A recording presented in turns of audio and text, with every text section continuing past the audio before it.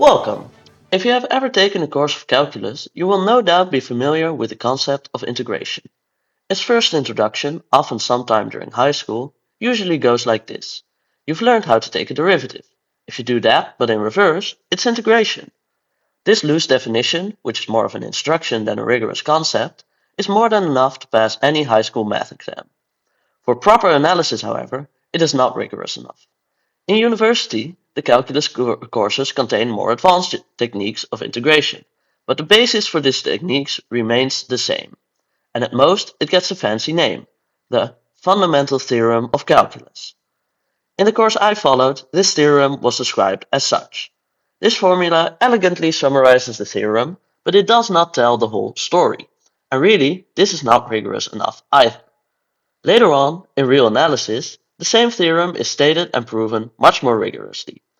With the proper definitions for differentiability, derivatives, Riemann integrability, and integrals, the theorem gains a couple words, but describes the situation with a lot more rigor. The first part is what makes definite integration using antiderivatives possible, describing the integral of a derivative in terms of its primitive function. The second part is a rigorous version of the derivative of an integral of a function is that original function. In the first part, there is an assumption which might baffle those who are familiar with the calculus version. The derivative function must be integrable. Integrals and derivatives should be each other's opposites, so why wouldn't any function which has an antiderivative automatically be integrable too? Surely the theorem should hold even without this assumption. Indeed, many derivatives are continuous everywhere, which instantly makes them integrable, or only discontinuous at a finite set of points on the real line, which is not enough to not be integrable. Meanwhile, most non-integral functions are much too irregular to be a derivative of anything. Still, no matter how good you are at analysis, you won't be able to remove this one-word requirement from the theorem. How do we know for sure? Well, there exists a function which is not integrable but still has a primitive function. In other words, there is a non-integrable derivative. In this video, I will eventually show you this mystery function and its derivative. But to truly understand what the function looks like and why its derivative is not integrable, we have to understand what the Lebesgue measure has to do with Riemann integration and what a modified Cantor set has to do with any of this. Everything in this video should be understandable for any first-year mathematics student who has taken Reële Analyse. If anything is unclear, I recommend checking out the amazing book Understanding Analysis by Stephen Abbott, which has an entire section explaining this very function, as well as strong explanations of every other aspect of Reële Analyse. With that said, let's get into it.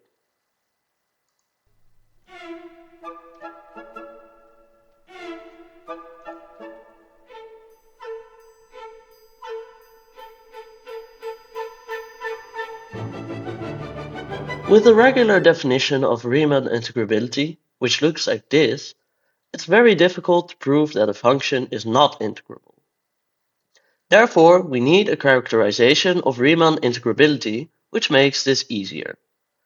The characterization we will use is Lebesgue's criterion, and it is as follows. A function f is Riemann integrable if and only if the set of discontinuities of f has Lebesgue measure 0. But what is the Lebesgue measure?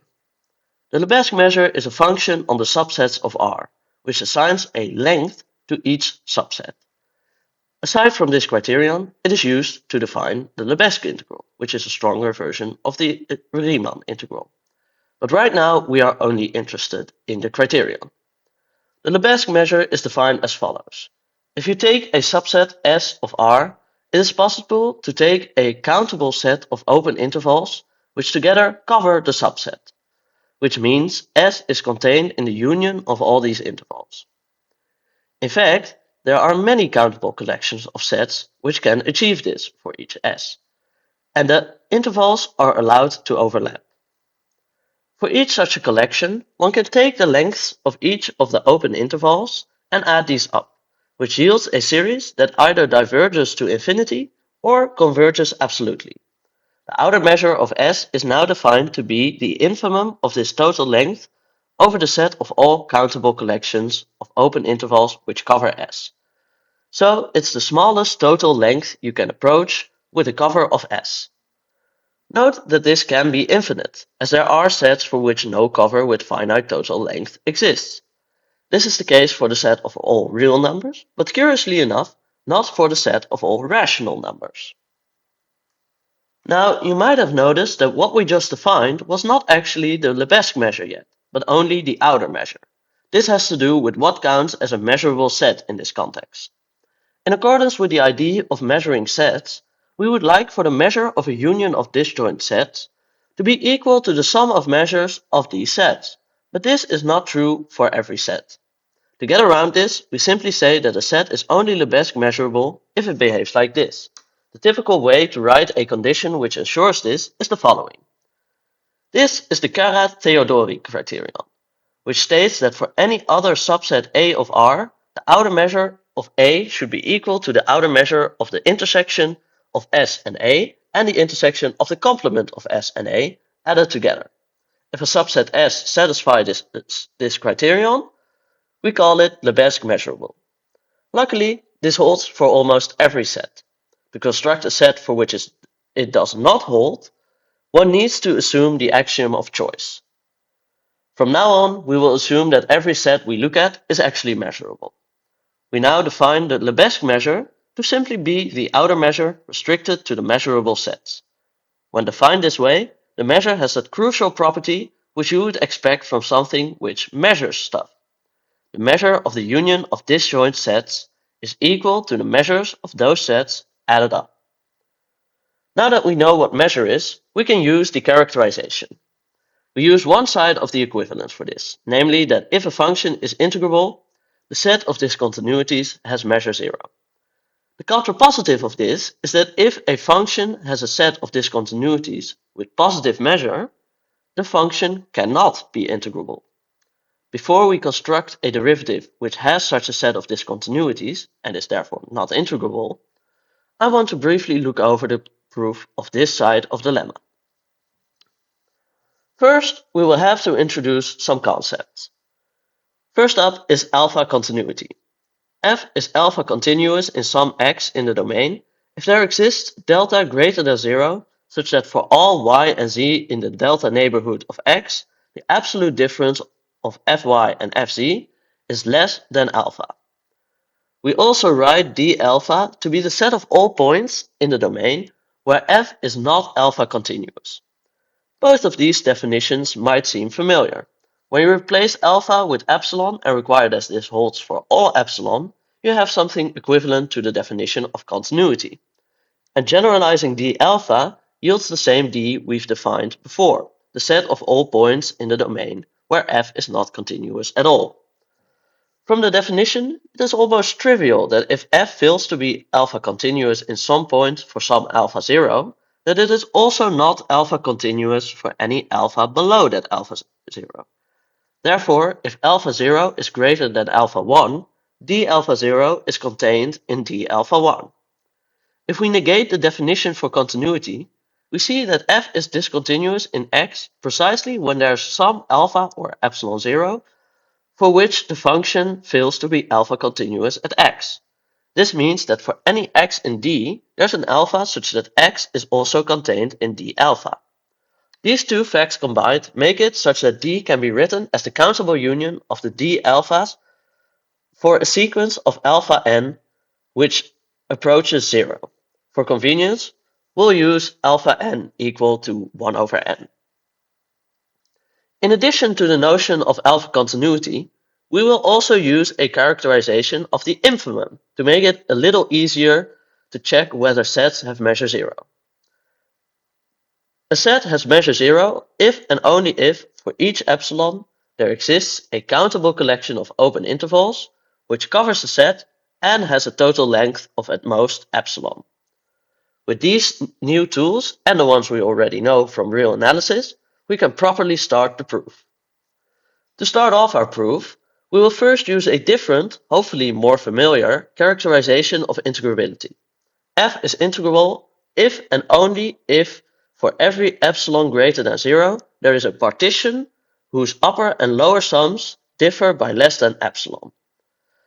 In particular, we will fix some alpha greater than 0 and use the fact that for every epsilon greater than 0 there must now be a partition p epsilon which has its upper and lower sums differ less than alpha times epsilon. We call the points in this partition x0 to xn. Now let us look at the open versions of the subintervals of p epsilon where there are any points of d alpha.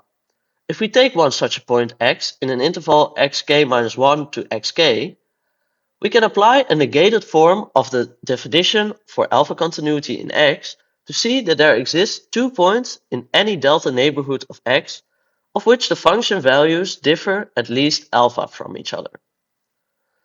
If we apply this to some delta neighborhood contained within the interval, we get points y and z which differ at least alpha from each other. This automatically means that the supremum and infimum of the function values in the subinterval differ at least alpha if the subinterval contains a point from d alpha. We can now combine the inequality of the upper and lower sums with the inequality we just obtained. Expanding the definitions, the difference between the upper and lower sum can be written like this. And since every term in this new sum is non-negative, we know this to be greater than the same sum with only terms where a point from d alpha is in the interval. The difference between lower and uppercase m here is, as we've seen, bigger than alpha. So we finally get that this sum is less than alpha times epsilon. Dividing out alpha, we get that this sum, which is exactly the total length of the open subintervals which have points from d alpha, is less than epsilon.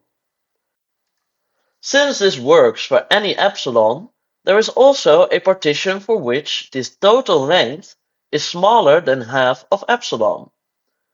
This is necessary if we want to create a cover of d alpha, because right now we have only looked at open versions of the subintervals, and the union of these subintervals might still miss points in d alpha which lie at the edges of these intervals. We can cover these with the delta neighborhoods of each of these points. If we set delta to be epsilon over 2n, the length of this part of the cover will be n times delta, so half epsilon. Now, together with the subintervals which contain points from d alpha, we have a collection of open intervals which covers d alpha completely and has a total length lower than epsilon. By this construction, we can make such a cover for d alpha for any epsilon bigger than 0. So through the lemma we previously discussed, the existence of these covers means that the measure of every d alpha must be 0. We can now use this fact in conjunction with the fact that d is the union of a sequence of d alphas to prove that d has measure 0 too. Something elementary regarding measure is that the measure of some union of countably many measurable sets will always be lesser or equal to the series of measures of the sets of which the measure is taken. In our case, every element of this series is 0, so the measure of d is lesser or equal to 0, and because measure is non-negative, then it must be 0. In this case, it can also be proven that d has measure 0 using an explicit cover derived from covers of d alpha, using the fact that every d alpha always has a finite cover which has length beneath epsilon. I'll leave this as an exercise to the viewer. Now we have proven one side of the lemma. Recalling that d was the set of points in which f is discontinuous, it follows that if f is integrable, then the set of discontinuities of f must have measure 0. As discussed previously, we will use the contrapositive of this. If the set of discontinuities of f has a measure above 0, then f must not be integrable. This means that we need to find a function whose derivative has a set of discontinuities which has a measure above 0. This is not easy. There are not really derivatives which have entire intervals of discontinuities. That's why we will use a special set of points at which our derivative will not be continuous. I present to you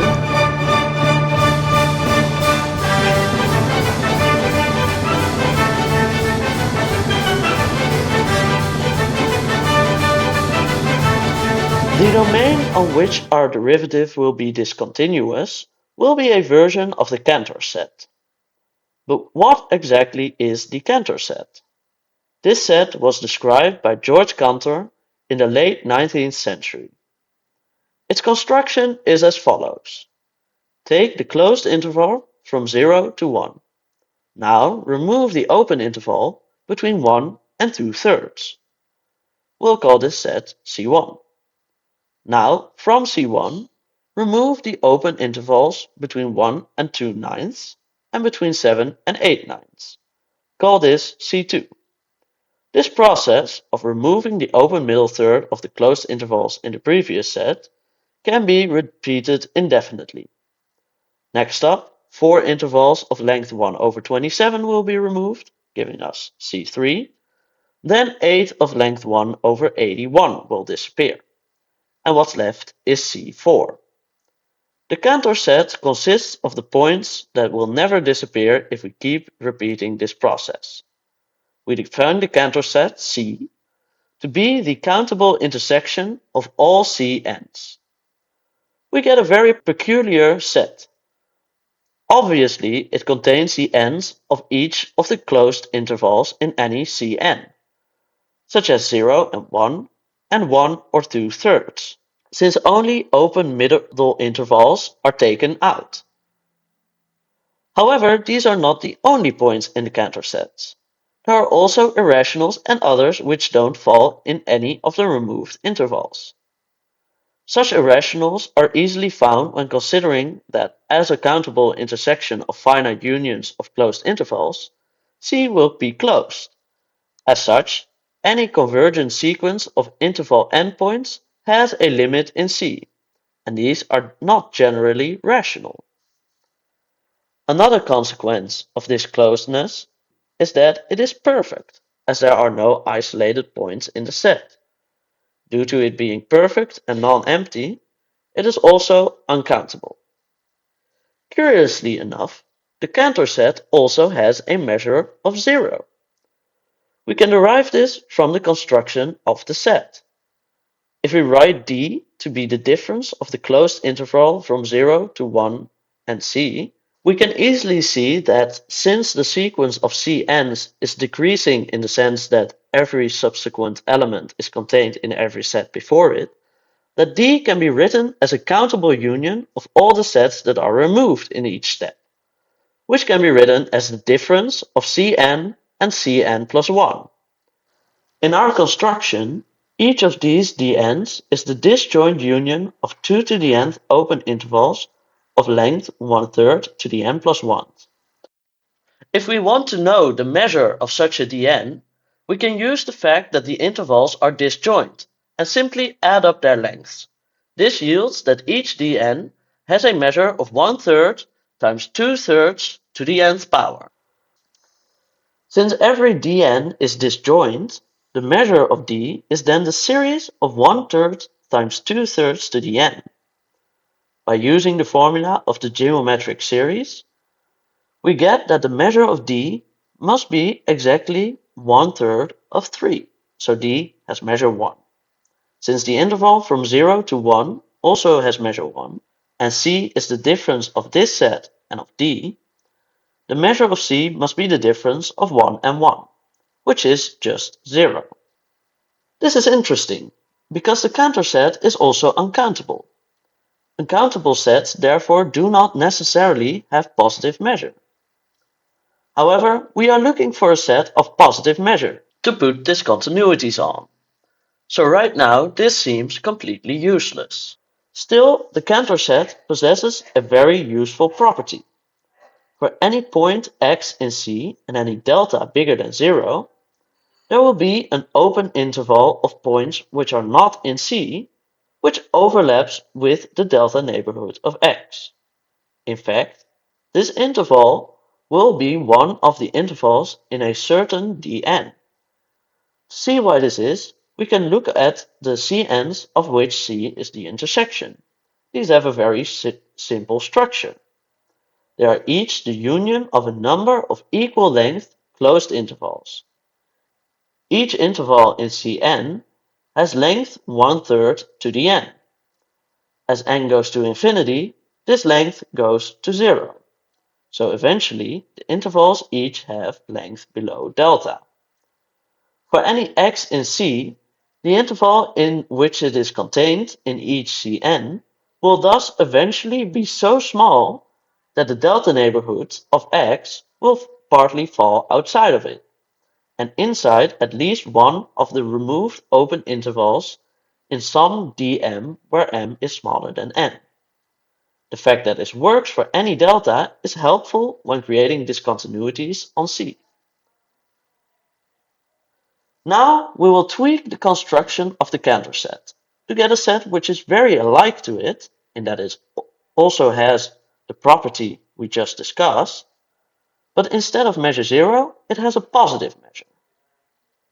This Cantoresque set, which is commonly called the Smith-Volterra-Cantor set or the fat Cantor set, will be our set of discontinuities in our derivative. We make a very simple change to the construction.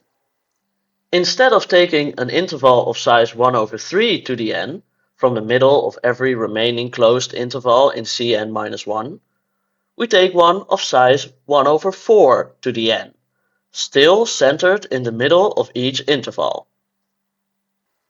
The actual intervals which are removed and the intervals that remain in each of these steps are not as easily formulated as in the regular Cantor set. Still, the construction is similar enough that most of the tools we have to our disposal when dealing with the Cantor set will still work. In keeping with the previous notation, let us call the set after each step C'N, and the intersection of all of these C'. Now we'll investigate the core difference of C and C', the fact that our new set has positive measure. If we, similarly to with the Cantor set, take d'N to be the difference of C'N and C'N plus 1, then the measure of d'N becomes equal to 1/4 to the n plus 1th power times 2 to the nth power, which simply follows from the new lengths of our removed intervals. If d' is the union of all d'n's, the measure of d' is once again the series of measures, because all d'n's are still disjoint. Using the geometric series, we can derive that this measure must be 1/2. This means that C', being the difference of C'0 and d', also has measure 1/2. Now that we have a Cantoresque set, similar to the real Cantor set in everything but its measure, we can define a function on the closed interval from 0 to 1 using this set and its construction.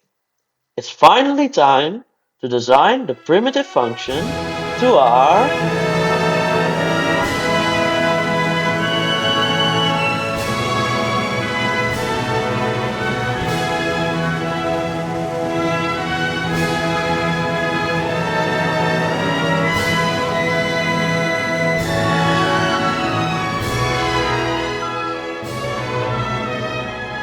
Before we construct a derivative which has an uncountable set of discontinuities, let us first look at a function whose derivative has only one discontinuity. This function is the third of a very curious class of functions in which the sign of 1/x is multiplied by the nth power of x for every non-zero x, and which is 0 for x equal to 0. The first of these functions is discontinuous at 0, oscillating wildly as it approaches 0. The second is continuous but not differentiable at 0. The third is differentiable everywhere, but as we'll see soon, its derivative is very peculiar. This function, with an extra factor of pi in the sign for convenience, will be the base for our construction. Using standard differentiation rules, we can see that the derivative of non-zero x is equal to 2x times sine of pi over x minus pi times cosine of pi over x. The limit of this function as it approaches 0 does not exist because the cosine term, like the first in our original class of functions, oscillates wildly around 0. Therefore, there is a discontinuity at 0 in this derivative, no matter what the derivative actually is at 0. If you want, you can try to prove yourself that the derivative must be 0 there. Now, how can we use this function, whose derivative has only one discontinuity, to create one which has a derivative with an enormous set of discontinuities? We can first make of this a class of functions Gn, defined on the open interval of size 1/4 to the nth power, around 0. Here, the previous addition of a factor of pi into the sign comes in handy. This has placed the zeros of this function on the points 1 over n for each natural n, which allows us to cut the function up into two parts. In the first half of the domain, we define it to be equal to the function we used previously, translated to the start of the interval.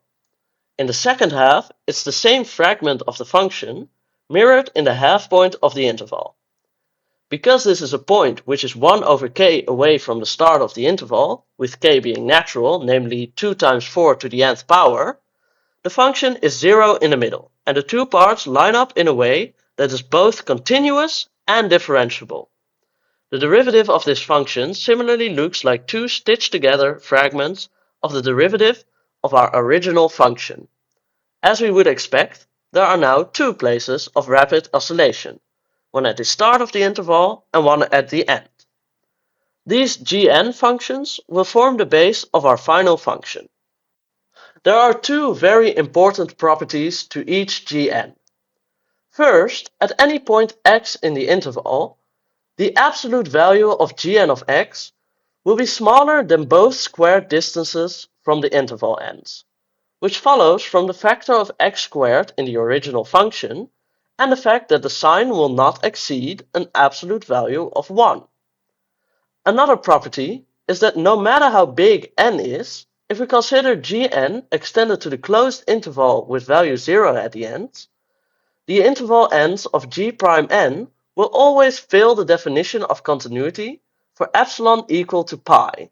This is because for any point 1 over k away from the ends, the cosine in the derivative will be equal to plus or minus 1, and with the sign equal to 0, the derivative will be either positive or negative pi. This implies that there are always points arbitrarily close to the interval ends with a value of positive or negative pi in the derivative. This is a mathematical description of what happens near the ends, where you can see extreme oscillation in the graph of G prime n. This property will later help prove discontinuities in our final derivative.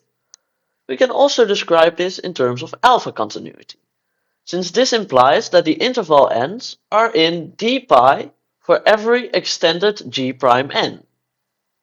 Now, for every natural number n, we will define a function fn. We will define this step by step, starting with f1. This function is defined to be 0 on x less than or equal to 3/8 and on x greater than or equal to 5/8. And in between, the function behaves like g1 shifted towards the interval between 3 and 5/8. What this effectively does is cause the derivative to have discontinuities on the ends of the interval which is removed first when constructing C prime. We continue this idea in the definition of Fn for general n. In each step, we put Gn on the intervals which are removed in that step of the construction of C prime. In this way, the derivative gains discontinuities with every step. Formally, we can describe this in the following way. If we define I and k to be the kth interval from left to right in d prime n minus 1, with m and k being its middle point, we can define Fn like this. For x not in c prime n minus 1, the value is equal to Fn minus 1 of x. So the behavior of Fn on this part of the domain, which is all of the intervals which have already been removed, inherits from the previous function Fn minus 1. If x is in an interval I and k within d prime n minus 1, it is equal to Gn shifted into I and k. This puts Gn on the intervals that are removed in this step. If x is not in either of these, and is therefore contained in C prime n, the function remains 0. With this sequence of functions defined, we can now take the pointwise limit and call it f.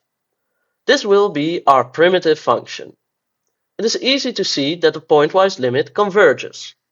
Since every point in C prime has a function value of 0 under every Fn, f will have value 0 at any point in C prime.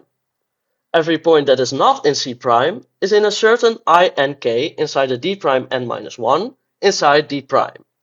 So its function value is first determined in Fn, and each subsequent f function copies this function value, as the x will not be in any C prime m's with m bigger than n. This yields a neat summary of the behavior of f. Now let us look at the derivative f prime of f. Let's start off with all the points which are not in C prime. We once again use the fact that for such a point D, there is a certain interval I and k in which it is contained. On this neighborhood around D, f behaves like Gn translated by m and k.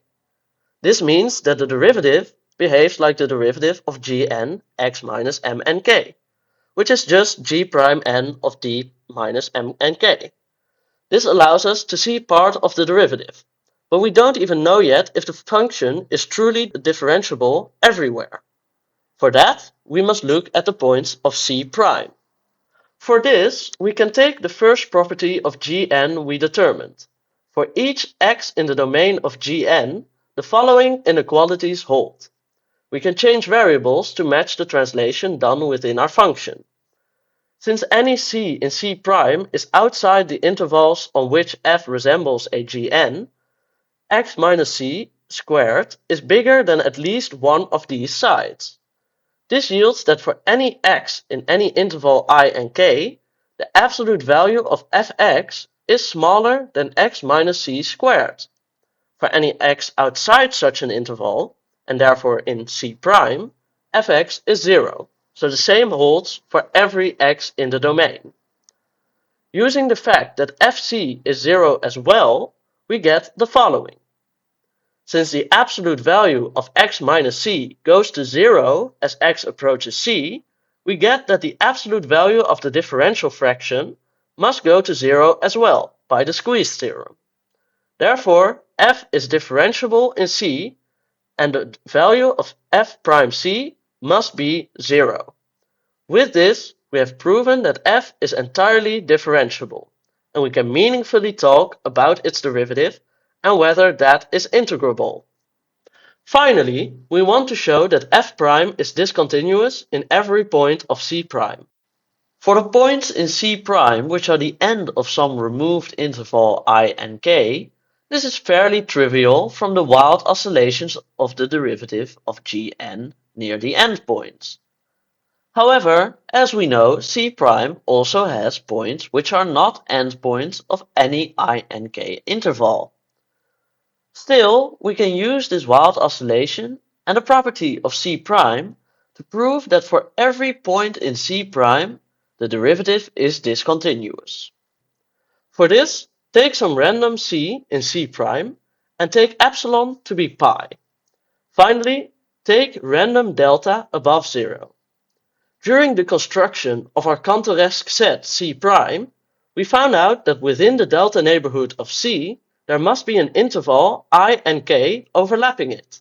This was a consequence of the closed intervals out of which C prime n consists, getting smaller with each step. Since the neighborhood is open, this overlap consists of at least an open interval next to the endpoint of this I and k.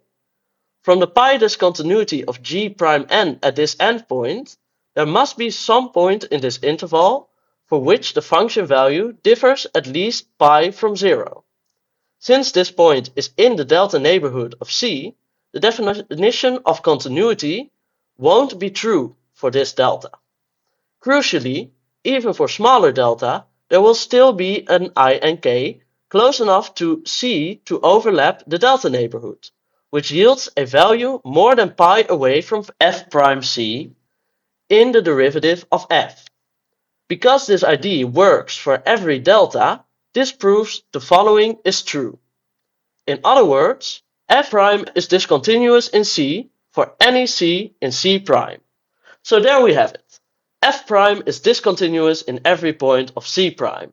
Because C prime has positive measure, Lebesgue criterion implies that f prime is not Riemann integrable, even though it is a derivative. This makes our function f a counterexample to the assumption we started with, that every derivative must automatically be integrable. F is a slightly altered form of Volterra's function, constructed by Vito Volterra, who first provided this example back in 1881. In constructing this function, we've also made use of the Smith-Volterra-Cantor set, which was also described by Vito Volterra. Crucial to the non-integrability of our derivative, however, was the Lebesgue measure, a concept which is usually not introduced in real analysis and is most useful for the definition of a more powerful integral than Riemann's definition, which we used here. This shows that the necessity of assumptions in a theorem is sometimes more difficult to prove than the theorem itself, as we experienced to be the case with the Fundamental Theorem of Calculus. The derivative we created is a very involved counterexample to the assumption of integrability in this theorem. I think finding such counterexamples is one of the most fun parts of analysis. Making an entire construction to prove something is necessary is often an engaging challenge in which mathematicians are able to let loose more of their creativity than they would be while proving a theorem. Although most of the construction is not my original work, I've also had some fun changing around Volterra's original function, which was visually completely unappealing, to a more beautiful final function. I hope you had just as much fun watching this construction as I did while adapting and animating it. Thanks for watching.